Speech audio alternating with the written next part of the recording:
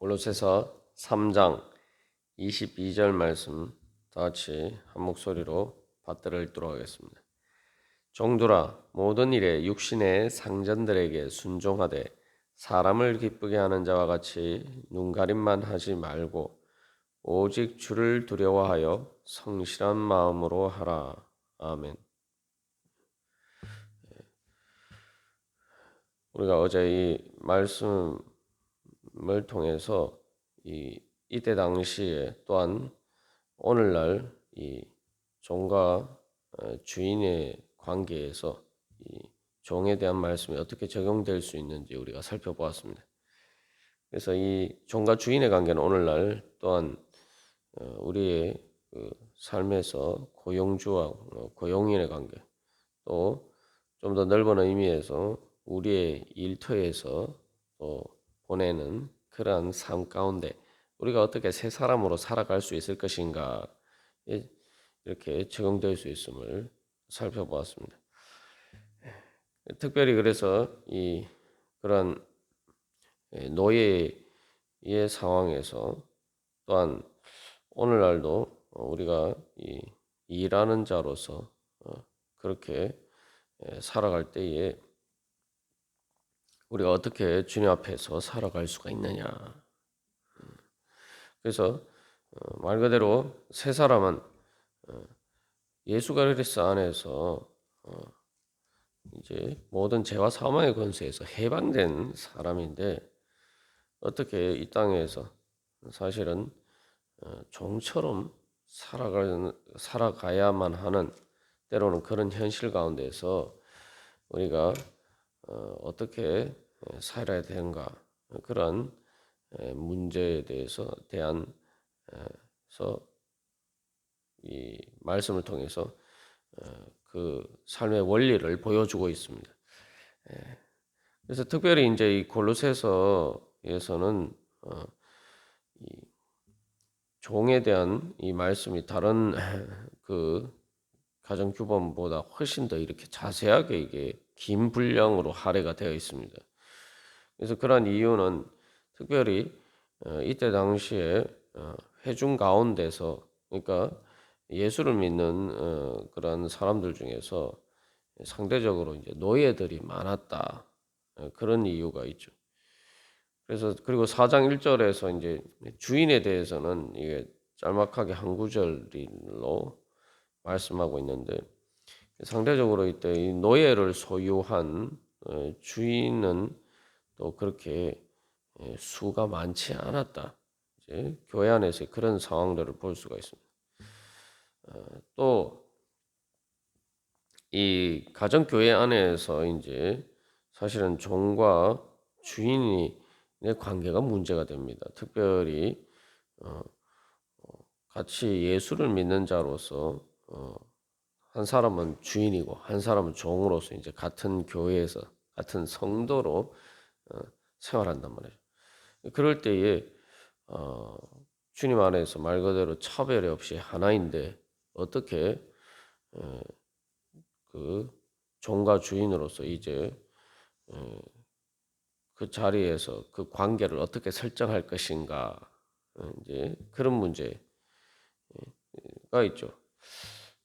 그래서 특별히 이제 이 골로새서는 이 종과 관련해서 특별히 의미가 있는 것은 이 골로새서 편지를 골로새 교회에게 그 바울의 편지를 가져간 사람이 오네시모입니다. 그 오네시모는 바로 이제 빌레몬서에 등장하는 인물이기도 하고 또 골로새서 4장에서도 4장 9절에서도 신실하고 사랑받는 형제 오네시모를 함께 보낸다라고 이야기하고 있죠. 그래서 이 오네시모는 어떤 사람이냐 하면은 이 골로새 교회 빌레몬이라는 사람은 이 골로새 교회 교인입니다. 그런데 이 오네시모라는 빌레몬의 종이었어요. 그런데 뭔가를 잘못한 것 같아요. 이제 문맥 여러 가지 이제 정확하게는 우리가 알 수가 없지만 뭔가 뭐 돈을 훔친다든지 뭐 어떤 잘못을 해서 이제 오네시모가 그 노예였는데 도망을 쳤단 말이죠. 그러다가 아마 이 바울을 만난 것 같습니다. 감옥에 갇혀 있는 바울을 만났기 때문에 아마 이제 감옥에 투옥이 된 게 아닌가 뭐 여러 가지로 추측이 됩니다만 어쨌든 이 오네시모가 바울을 만나서 회심하고 회개하고 예수를 믿게 됩니다. 그래서 회개하고 예수를 믿게 되었는데 이제 그 오네시모를 보내면서 이제 사도 바울이 특별히 그를 형제와 같이 대우하게 주기를 부탁하는 그러한 맥락 속에 이제 이 골로새 교회가 서가 쓰여졌고 이제 그 직접적인 그런 문제에 대해서는 이제 빌레몬서가 바로 바울이 그 빌레몬에게 쓴 편지죠. 오네시모와 관련해서 이제 어떻게 할 것인지. 그래서 이 그런 문맥 속에서 이제 이 골로새 서에서 이 종에 대한 그 말씀이 이렇게 또 자세하게 언급되고 있는 이유가 있다. 그렇게 볼 수가 있습니다. 그래서 이제 아마 어떻게 보면 또 오네시모는 노예였다가 이제 도망을 갔단 말이죠. 그래서 어떻게 보면 이제 노예들도 다른 노예들도 다 오네시모처럼 뭔가 그렇게라도 해방이 되기를 원하는데 그러면 다시 그 오네시모가 돌아왔을 때에 빌레몬과의 관계, 그의 주인이었던 빌레몬과의 관계, 이제 같은 성도가 되었는데 어떻게 그 관계를 설정할 것인가 하는 이런 문제들이 이제 대두가 되고 있죠. 예. 그래서 또 이제 종들의 입장에서 보면은 이미 또 교회 안에서 성도 같은 성도로서 말 그대로 차별이 없이 하나가 되었고 말 그대로 예수 그리스도를 통해서 자유하게 되었고 이제 하나님의 자녀가 되었고 이제 예수 그리스도의 종이 되었는데 이제 종말이 오면은 예수님께서 재림하시는 그때가 오면 말 그대로 이제 모든 노예 상태는 의미가 없어지는 거죠. 그 노예에서 해방되는데 문제는 이제 지금 어떻게 살아야 되느냐. 그런 또 주님 안에서 이미 해방되었고 또 예수님 재림하실 때에 그 노예 상태에서 완전히 해방될 그 소망을 그 종말론적인 기대를 가지고 있는데 그런 기대 속에서 이제 종으로서 노예로서 어떻게 살아야 되느냐 또 이런 문제가 이제 대두가 되죠. 그래서 이런 문제들은 이제 오늘날 이제 우리에게도 사실은 대부분의 사람들은 고용주라기보다는 이제 고용인인 경우가 많죠. 그래서 또 그런 관점에서 이 사실은 이제 종에 대한 말씀이 훨씬 더 많은 사람들에게 직접적으로 이제 적용이 된다라고 볼 수가 있습니다. 그래서 여기서 이제 어쨌든 중요한 것은 바로 이 새 사람으로서 어떻게 이제 예수 그리스도를 주님으로 섬기는 주님의 종으로서 예수 그리스도의 종으로서 살아가는 것인가? 예수 그리스도의 종으로 살아가는 것과 또 세상에서 종으로서 살아가는 것, 또 일터에서 어떤 고용인으로서 우리가 일을 하면서 살아가는 것 가운데 우리는 어떻게 예수님을 주님으로 섬길 수가 있느냐? 또한 그러한 문제죠. 이건 이제 삶의 아주 구체적이고 현실적인 또한 문제이기도 합니다. 그래서 이런 문제들 가운데서 이제 말씀 자체만 보면은 사도 바울은 모든 일에 육신의 상전들에게 순종하라라고 이야기하고 있기 때문에 노예제를 그냥 단순하게 인정하는 것처럼 보일 수 있습니다. 그래서 3장 11절에서 모든 기독교인은 예수 그리스도 안에서 차별이 없다라고 이야기를 하는데 왜 사도 바울은 이 종들의 노예 제도를 인정하는 것처럼 그렇게 이야기하느냐 우리 이제 그렇게 생각할 수 있습니다. 그러나 이제 고린도전서 7장 21절에 보면은 너가 종으로 있을 때에 부르심을 받았느냐 염려하지 말라. 그러나 내가 자유롭게 될 수 있거든 그것을 이용하라. 그래서 자유롭게 될 수 있거든. 그 이제 합법적인 방법으로 여러 가지 대가를 지불하고 이제 노예에서 해방되는 그런 방법들이 있죠. 어쨌든 어떤 방법이든지 그렇게 노예에서 해방될 수 있는 방법이 있으면은 어? 그것을 잘 활용하라. 이제 그렇게 이야기를 하고 있습니다. 그래서 이 사도 바울은 이 종에 대한 말씀은 겉으로 보면 노예 죄를 인정하는 것처럼 보입니다. 그러나 사실은 이제 그 노예제도 자체를 완전히 폐지하려는 어떤 혁명적인 그러한 시도를 하지 않는 것처럼 보이기도 합니다. 그러나 이건 이제 우리가 지난번에 처음에 이 가정규범에 대해서 다룰 때에 나눈 것처럼 이때 당시 이제 소수의 힘없는 기독교 공동체가 뭐 노예 해방을 위해 해방 운동을 한다. 뭐 이런 것은 말 그대로 더 큰 박해를 불러오는 거죠. 사실은 그러한 일을 하지 않아도 이때 당시에는 이제 기독교는 아주 소수의 극소수의 그러한 아주 작은 종교 집단이었을 뿐만 아니라 로마 제국에 의해서 합법적으로 공인되지 않은, 그러니까 예수를 믿는 그것에 대해서 법적으로 합법적으로 인정받지 못한 상태에 있었단 말이죠. 그러한 것을 위해서 이제 사실 이제 사도 바울이 많은 또 로마 황제를 만나서 호소해 보려 한 그런 시도도 하고 합니다. 유대교는 이제 사실은 합법적인 종교로 로마 제국에 의해서 인정을 받았기 때문에, 그래서 이제 골로새서에서도 이제 유대교적인 그런 사상과 관련해서 그런 문제들이 대두가 되는데, 사실 그래서 이방인들이 기독교인이 됐을 때도 예수를 믿을 때도 유대교를 믿는 것처럼 그렇게 하면은 이제 로마 제국의 합법적인 종교로 인정받기 때문에 그 법적인 보호를 받을 수가 있단 말이에요. 그러나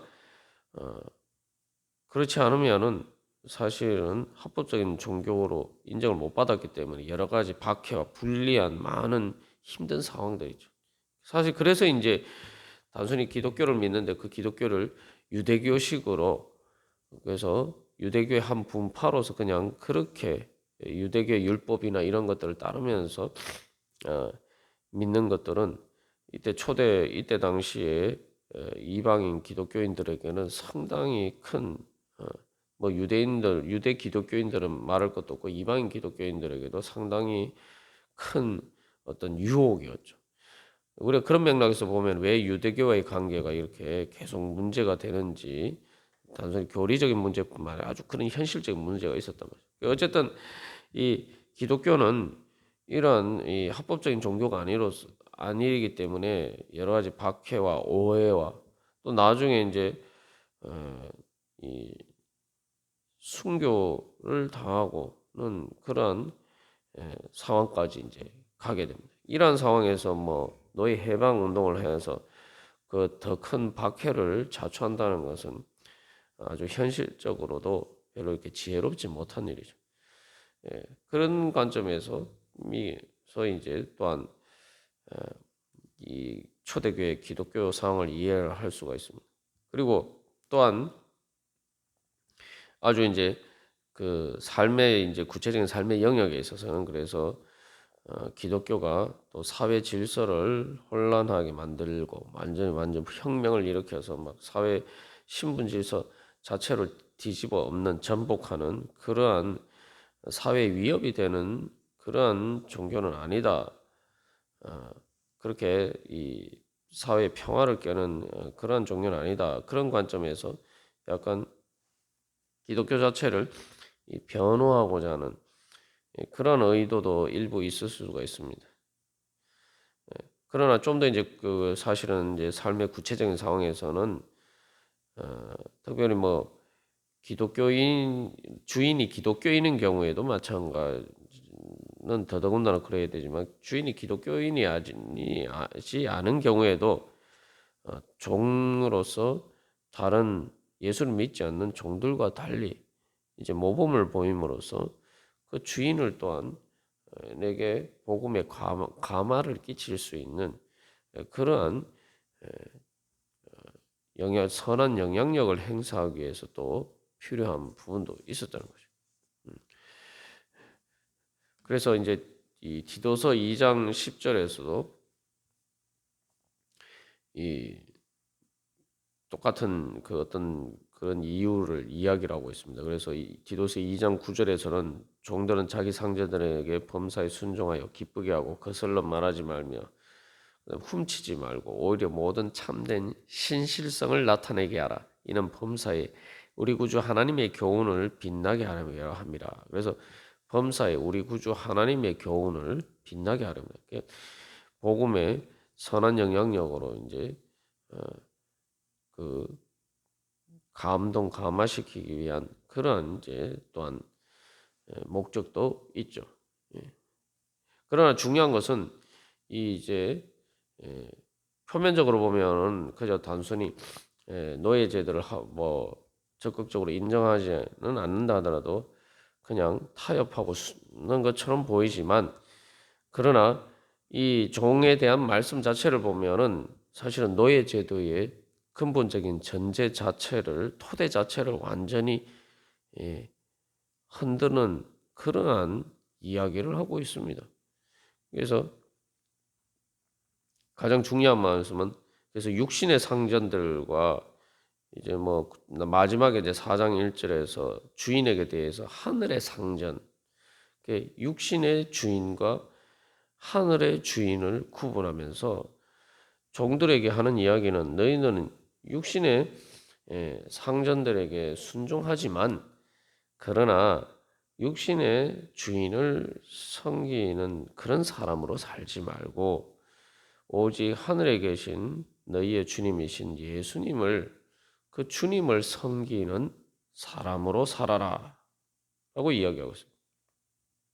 그래서 24절에서도 주 그리스도를 섬기느니라. 너희는 주 그리스도를 섬기느니라. 그렇기 때문에 이제 사실은 너희는 종이지만 육신의 주인을 섬기는 육신의 주인의 노예가로 살지 말고 그 예수 그리스도를 주님으로 섬기는 예수 그리스도의 종으로 살아라 라고 이야기해요. 이거는 말 그대로 실질적으로는 뭐 겉으로는 노예 제도를 인정하고 거기에 순응하고 타협하는 것처럼 보이지만 실제로는 노예 제도의 자체를 사실은 근간을 흔드는 일이죠. 그러니까 너희는 그 육신의 주인의 종이 아니다. 너희는 예수님의 종이다. 그래서 너희는 그렇게 예수님의 종으로서 주님을 섬기는 그러한 새 사람으로 살아라. 육신의 주인을 섬기는 노예가 아니라 바로 예수님을 주님으로 섬기는 사람으로 살아라. 그렇기 때문에 이건 이제 말 그대로 노예 제도의 기본 정신을 기본 근거를 이제 무력화시키는 것이고 그렇기 때문에 노예 해방에 사실은 씨앗을 뿌리는 것이나 마찬가지입니다. 그래서 우리가 오늘도 이 말씀 가운데 어떻게 보면 우리가 이제 예수를 믿는 사람으로서 세상의 여러 가지 제도나 또한 질서 가운데 우리가 살아갑니다만 그러나 그 가운데서 우리가 실제로 주님의 뜻에 따라서 세상의 질서나 제도에 따라 사는 것이 아니라 어떻게 그 가운데서 예수님의 종으로서 예수님께서 주님으로 다스리시는 그 하나님 나라의 백성으로서 그 새 사람으로 살아갈 것인가. 그래서 우리가 그렇게 살아갈 수 있도록 주님께서 우리에게 또 그 말씀하시고 또 그렇게 살아갈 수 있는 성령의 능력을 주시고자 오늘도 우리를 주님 앞에서 부르셨습니다.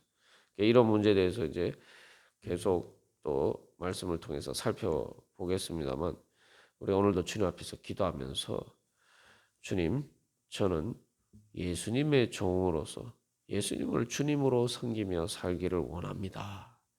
그래서 죄와 사망의 권세와 모든 것에서 해방되는 그런 진정한 자유인으로 살기를 소망합니다. 주님, 제가 오늘도 어떻게 살아야 되겠습니까? 주님, 지혜를 주시고 또 예수님의 종으로서 주님을 따를 수 있는 그러한 성령의 능력으로 충만케 하여 주시옵소서. 우리 함께 기도하겠습니다.